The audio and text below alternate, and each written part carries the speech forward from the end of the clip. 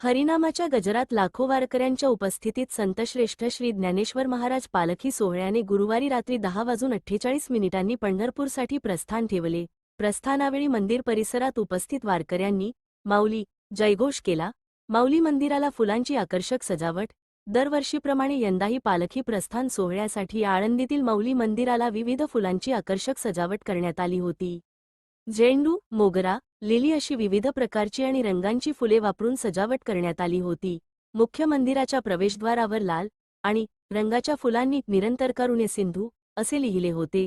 दिंड्या, भक्तिरसाचा महासागर। प्रत्येक दिंडीचे आगमन म्हणजे एक उत्सव असतो। ढोल, ताशा, झांज, टाळ यांचा संगम, हरिपाठ, अभंग, प्रवचनांची गूंज आळंदीच्या वातावरणाला भारावून टाकत होती। दरवर्षीप्रमाणे मोठ्या संख्येने महिला, वृद्ध आणि लहान मुलांनीही वारीत सहभाग घेतला होता। शिस्तबद्ध रांगा, प्रेमळ संवाद, एकमेकांना मदतीचा हात देत हजारो वारकरी ज्ञानोबा माऊली तुकाराम च्या गजरात तल्लीन झाले होते। देज, मी मराठी पुणे प्रतिनिधी अझहर कादरी।